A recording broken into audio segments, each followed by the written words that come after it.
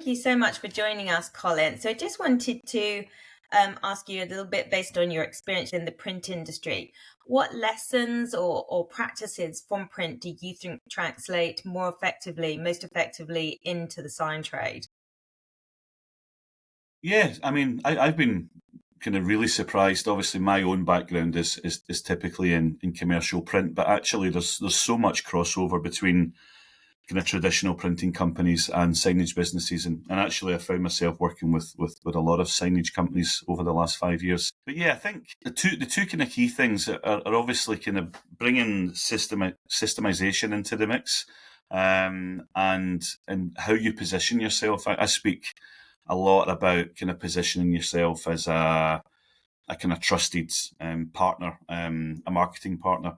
And I think I'm starting to see a lot of signage businesses kind of paying attention to that to stand out from all the noise in a sea of a very competitive market as well. But I think on the systemization side, I work with a lot of my clients and help them build SOPs for their business. In fact, I've got a library of various ones that any print company, signage company can adopt to their business. But it's about building those repeatable workflows, automation, giving yourself the best fighting chance of kind of winning the clients over and giving them a truly exceptional experience in the process. So that's interesting. Have you seen customer expectations changing across print, and do you see any of those shifts comparing to what's happening today with the signage industry? Yeah, what I see is people's expectations are so much higher than they've ever been before. No one's got any patience anymore. Customers want quotes back minutes rather than hours or days like it used to be. In fact, I had a conversation with a signage company yesterday, and they'd lost a number of jobs just purely because they were typically taking 2, 3, 4 days to get back with a quotation. And the company that won it was replied within 1 or 2 hours. So back in the old days, I used to get a fax through with a quotation, and literally 2 minutes later, the client's on the phone chasing it up. I think in the signage world, due to obviously the technicalities of pulling a quote together, like there'd always been a little bit more time up people's sleeves, but people are impatient, and I think just the world we live in just now, everyone expects kind of everything right now, and yeah, I'm seeing signage companies having to up their game and change their own internal processes to make sure that they're getting back to customers quicker as well. So it's a fine line. I think kind of you've got to watch you don't put yourself under too much pressure, but again, you've got to be given the right advice and making sure you're delivering the right products. So there's no time for cutting corners, but yeah, I'm definitely seeing a big change in what customers expect across both sectors. You talked about the systemization. So the print world has gone through big changes with digital workflows, with automation, online ordering, the quoting process. So what are some of the lessons that can be learned there in the sign trade from that journey that the print world's gone through? Yeah, I think certainly when it comes to automation, do you know, I think in the early days, and probably myself included, a lot of people were quite sceptical. They were a bit concerned about kind of what that meant, certainly for jobs and things like that as well. But it's about making everyone's life easier. It's about making the customer experience better. And like we've all got repetitive tasks that we do on a day-to-day basis. And it's how can we automate these tasks to make our lives easier, kind of whether it be kind of getting quotes back to the clients as I touched on, whether it be artwork approvals. You've got great tools out there like Artworker as an example that just kind of streamlines that whole process and kind of frees up your time to focus on the things that we need to be working on, to be more creative, to be more strategic in our businesses. So I think the key lesson here is you need to buy back time so that you can focus more on building those relationships, upselling into other products, and just having better conversations with our customers. That leads nicely on to the next question about value.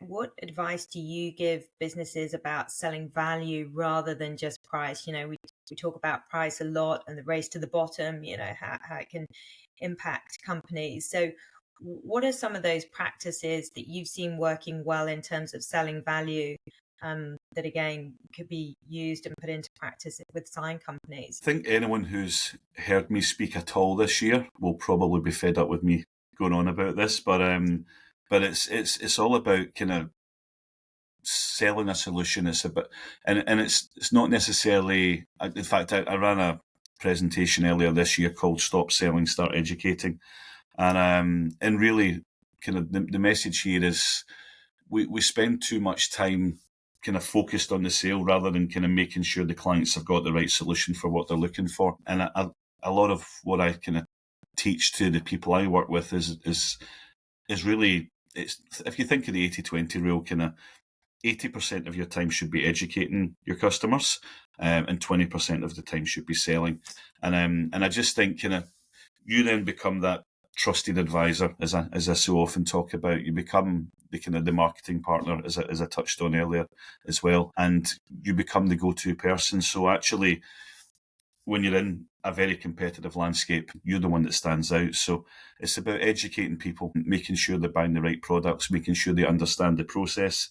And again, when you do that, you actually remove a lot of the interruptions that you maybe get from clients phoning up to ask questions, because you're forward thinking kind of what they might kind of be challenging you on, so that you can actually answer their questions before they have to ask them as well. So I think making sure your customers are well educated on the process, the products, kind of what they can expect from the experience working with your business, and that's how you make a big impact. And in terms of margins and efficiencies, again, does it come back to that systemization you were talking about? And what parallels do you see there for sign makers in terms of managing costs and driving profitability into their organizations? One of the biggest issues I come across are businesses not understanding their numbers enough. I see it every day, in fact. And again, I had a conversation with someone yesterday, and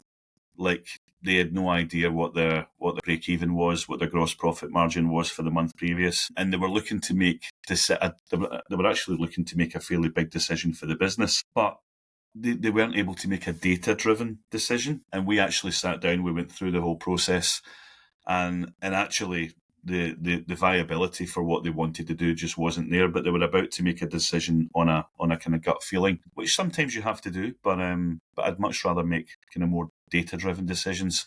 Certainly in the signage industry, something I see quite often is again, the kind of too many people are quoting on a kind of gut feel. I actually follow a signage in Rap Chat on Facebook, and almost daily you see people coming on there looking for advice on what to charge for a job, which is good to get a feel for the industry. But they've all got different cost centres, they've all got different setups, and you can't compare yourself to someone who's in a different kind of space to where you are as well. So you've got to understand your own numbers and costs based on those, not someone else's. Yeah. And again, you don't want that race to the bottom. No, Yeah. absolutely not. So looking back, the print industry faced major disruption from digitalization. Of course, in the sign industry, the sign trade, there's even traditional sign writers. How can they learn from that kind of disruption that they faced and stay ahead of those kind of challenges? The big buzzword just now is AI, isn't it? It's playing a massive part in everyone's day to day. I think the issue, one of the issues I'm trying to solve is helping people in the print and signage space understand how they can adopt that to their business. And it's not just about, I think everyone's got this perception, not everyone, but a lot of people have got this perception that it's just there for kind of content creation and things like that.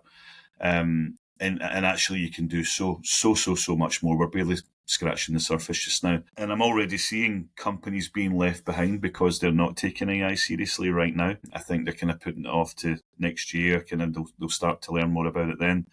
You don't have time. Quite simply, there is no time. I'm going out to an expo next week. I mean, and they've actually got an AI pavilion where people in the industry can actually get to learn and understand what all the tools are, how they should be implementing it into their business, which I'm super excited about. But I also looked at the seminar list for that particular event, and I reckon about 30 to 40% of all the topics are around AI.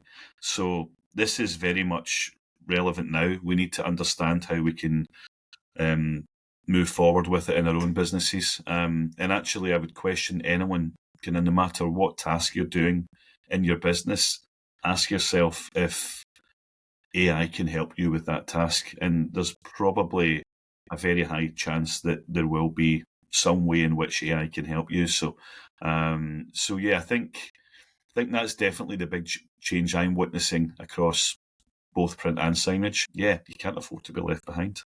Yeah, because then that can ease them up on mundane tasks that then they can pour more time into the education process you were talking about and the creativity to drive more value. So yeah, I can see that being a big advantage.